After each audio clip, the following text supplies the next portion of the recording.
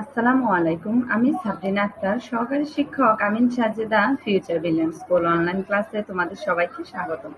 আশা করি তোমরা সবাই ভালো আছো। আজকে আমি তোমাদের সাথে আলোচনা করব বাংলা ব্যাকরণ ও নির্মিতি সপ্তম শ্রেণী অধ্যায় 5। অধ্যায় 5 হচ্ছে শব্দ ও পদ। এই অধ্যায়ে আজকে আলোচনা করব বিভক্তি কি, বিভক্তির প্রয়োজনীয়তা, এগুলো নিয়ে আলোচনা করব।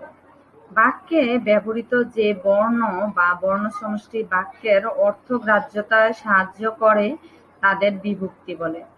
বিভক্তির প্রয়োজনীয়তা।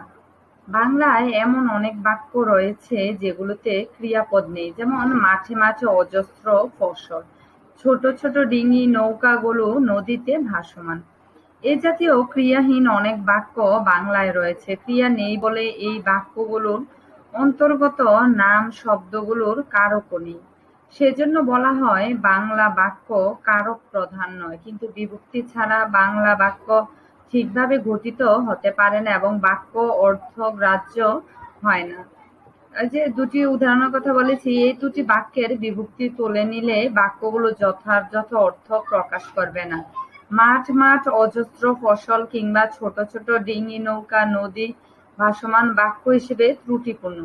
প্রথম বাক্যে এই বিভক্তি মাঠে, মাঠে এখানে মাঠের সাথে এই বিভক্তি যোগ হয়েছে। দ্বিতীয় বাক্যে তে, তে বিভক্তি অর্থাৎ নদীতে। এই বাক্য দুটির বিন্যাস ও অর্থ ঠিক করে দিয়েছে।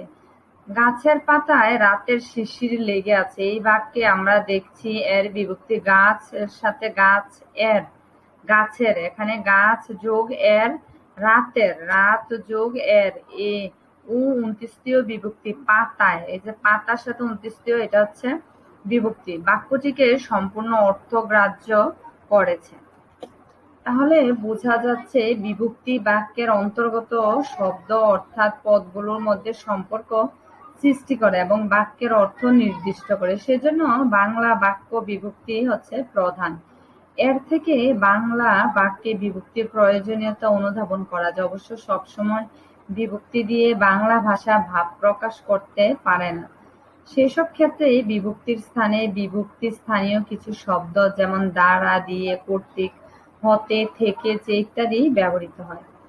বিভক্তির প্রকারভেদ। বিভক্তি হচ্ছে দুই প্রকার, শব্দ বিভক্তি বা নাম বিভক্তি, একটা হচ্ছে ক্রিয়া বিভক্তি। শব্দ বিভক্তি বা নাম বিভক্তি মানে কি? শব্দ বিভক্তি বা নাম বিভক্তি হচ্ছে শব্দ বা নাম পদের সঙ্গে যেসব বিভক্তি যুক্ত হয় তাদেরকে বলা হয় শব্দ বিভক্তি বা নাম বিভক্তি। যেমন ভিক্ষুককে ভিক্ষা দাও, ভিক্ষুককে, যে ভিক্ষুক শব্দের সাথে কে যুক্ত হয়েছে, কে হচ্ছে শব্দ বিভক্তি বা নাম বিভক্তি।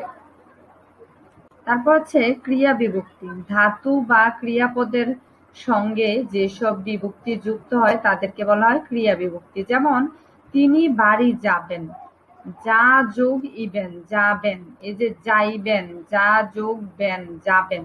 শব্দ বিভক্তির সঙ্গে কারকের এবং ক্রিয়া বিভক্তির সঙ্গে কাল ও পুরুষের প্রত্যক্ষ সম্বন্ধ রয়েছে। শব্দ বিভক্তি বা নাম বিভক্তি কারক নির্দেশ করে বলে এগুলোকে কারক বিভক্তিও বলা হয়। কারক ভেদে শব্দ বিভক্তি 7 প্রকার: প্রথমা, দ্বিতীয়া, তৃতীয়া, চতুর্থী, পঞ্চমী, ষষ্ঠী ও সপ্তমী। বাংলায় অনেক ক্ষেত্রেই বিভক্তিহীন পদ পাওয়া যায়। এই অনুপস্থিত বিভক্তিকে বলা হয় শূন্য বিভক্তি। এক বচনে ও বহু বচনে কারক বিভক্তির রূপ। এই যে প্রথমা বিভক্তি এক বচনে হয়, শূন্য বিভক্তি হয় প্রথমা অ থাকবে, এ থাকবে, ২৯ তে থাকবে। আর বহু বচনে হবে রা, এরা, গুলি, গণ, এগুলো যদি থাকে তাহলে এগুলো হবে প্রথমা বিভক্তি। দ্বিতীয় বিভক্তি হচ্ছে দ্বিতীয় বিভক্তির মধ্যে কে, রে, এরে এগুলো থাকবে এবং বহু বচনে থাকবে দিকে, দিগেরে, দেরে। তৃতীয় বিভক্তি হবে দ্বারা, দিয়া, কর্তৃক, দিগের দ্বারা, দের দ্বারা, দিক, কর্তৃক, এগুলো হবে বহু বচনে। চতুর্থ বিভক্তি হচ্ছে কে, রে, এরে, দিককে, দিগেরে, দেরে। দ্বিতীয় আর চতুর্থী হচ্ছে একই বিভক্তি। তারপর হচ্ছে পঞ্চমী বিভক্তি হবে হতে, থেকেছে, এগুলো যদি থাকে তাহলে হবে পঞ্চমী বিভক্তি। আর বহু বচনে হবে দিগের হতে, দের হতে, দিগের চেয়ে। ষষ্ঠী বিভক্তি হবে র, এর, অন্তস্থ র, এর, এগুলো যদি থাকে তাহলে হবে ষষ্ঠী বিভক্তি। আর বহু বচনে হবে দিগের, দের, গুলির, গণের। সপ্তমী বিভক্তি হবে এ, ২৯ তে, এতে, দিগে, দিগেতে, গুলিতে, এগুলো হচ্ছে বহু বচনে হবে। তারপর হচ্ছে কর্তৃকারক। আমরা আগে দেখেছি কারক হচ্ছে 5-6 প্রকার। এগুলোর মধ্যে একটা হচ্ছে কর্তৃকারক। কর্তৃকারক মানে কি? কর্তৃকারক মানে হচ্ছে বাক্যস্থিত যে বিশেষ্য বা সর্বনাম পদ ক্রিয়া সম্পন্ন করে তাকে বলা হয় কর্তৃকারক। এই যে এখানে একটি উদাহরণ দেওয়া আছে, পাখি ডাকে। তাহলে কে ডাকে? পাখি ডাকে। তাহলে কে কাজটি করছে? পাখি করছে। কে দ্বারা যদি প্রশ্ন করা হয় তাহলে কর্তৃকারক পাওয়া যায়। কর্তৃকারকের প্রকারভেদ। ক্রিয়া সম্পাদনের বৈচিত্র্য বা বৈশিষ্ট্য অনুযায়ী কর্তৃকারক হচ্ছে 4 প্রকার। যেমন মুখ্যকর্তা, প্রযোজককর্তা, প্রযোজ্যকর্তা, ব্যতিহারকর্তা। মুখ্যকর্তা কি? যে নিজেই ক্রিয়া সম্পাদন করে সেই হচ্ছে মুখ্যকর্তা। যেমন ঘোড়া গাড়ি টানে। কে গাড়ি টানে? ঘোড়া হচ্ছে গাড়ি টানে। মুষলধারে বৃষ্টি পড়ছে। তারপর হচ্ছে প্রযোজক কর্তা। প্রযোজক কর্তা হচ্ছে মূল কর্তা যখন অন্যকে কোনো কাজে নিয়োজিত করে ক্রিয়া সম্পন্ন করায় তখন তাকে প্রযোজক কর্তা বলে। যেমন মা শিশুকে চাঁদ দেখাচ্ছেন। এই যে শিশু কিন্তু নিজে চাঁদ দেখছে না, মা হচ্ছে শিশুকে চাঁদ দেখাচ্ছেন। এখানে মা হচ্ছে প্রযোজক কর্তা, কারণ হচ্ছে এই মা হচ্ছে শিশুকে এই কাজে নিয়োজিত করছেন, অর্থাৎ কাজটি করাচ্ছেন, এই কারণে মা হচ্ছে প্রযোজক কর্তা।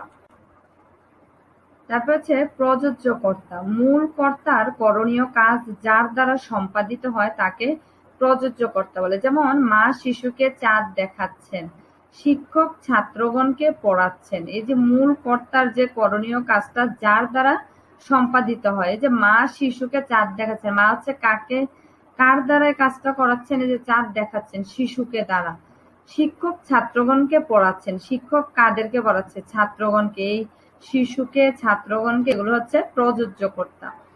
ব্যতিহারকর্তা মানে কি? ব্যতিহারকর্তা মানে হচ্ছে বাক্যের মধ্যে দুটি কর্তা যখন একত্রে এক জাতীয় ক্রিয়া সম্পাদন করে, অর্থাৎ কর্তা হচ্ছে দুজন কর্তা এক জাতীয় কাজই করছে, তখন তাদের ব্যতিহারকর্তা বলে। যেমন শেয়ানে শেয়ানে লড়াই, বাঘে মহিষে এক ঘাটে জল খায়। এখানে শেয়ানে শেয়ানে লড়াই হচ্ছে, এখানে দুটি কর্তা, তাই এটা হচ্ছে ব্যতিহারকর্তা। বাঘে মহিষে এক ঘাটে জল খায়, বাঘে মহিষে হচ্ছে ব্যতিহারকর্তা। কর্তৃকারকে বিভিন্ন বিভক্তির প্রয়োগ। প্রথমা বিভক্তি, যেমন শিহাব বই পড়ে, এটা হচ্ছে প্রথমা বিভক্তি। দ্বিতীয় বিভক্তি, শিমুলকে যেতে হবে। যে কাজটা করছে কর্তৃকারক, অর্থাৎ কাজটা করছে এই শব্দটার সাথে কে যুক্ত আছে, তাই এটা হচ্ছে দ্বিতীয় বিভক্তি। তৃতীয় বিভক্তি, নজরুল কর্তৃক অগ্নিবীণা রচিত হয়েছে। কার দ্বারা রচিত হয়েছে? নজরুল দ্বারা, তাই এই কারণে নজরুল কর্তৃক, এটা হচ্ছে তৃতীয় বিভক্তি। ষষ্ঠী বিভক্তি, আমার খাওয়া হয়নি। কার খাওয়া হয়নি? আমার। এই যে আমার এই শব্দটার সাথে আছে, তাই এটা হচ্ছে ষষ্ঠী বিভক্তি। সপ্তমী বিভক্তি, ছাগলে কি না খায়? ছাগলে, ছাগল শব্দটির সাথে এ যুক্ত আছে, এই কারণে ছাগলে এই শব্দটি হচ্ছে সপ্তমী বিভক্তি। শিক্ষার্থীরা, তোমরা এই পড়াগুলো বাসা খুব ভালোভাবে পড়ে নিবে, তোমাদের পাঠ্য বই থেকে এগুলো খুব ভালোভাবে পড়ে নিবে, এবং তোমাদের আজকের বাড়ির কাজ হচ্ছে কর্তৃকারক কাকে বলে, কর্তৃকারক কত প্রকার, এগুলো হচ্ছে তোমাদের আজকের বাড়ির কাজ। সবাইকে অনেক অনেক ধন্যবাদ। আসসালামু আলাইকুম।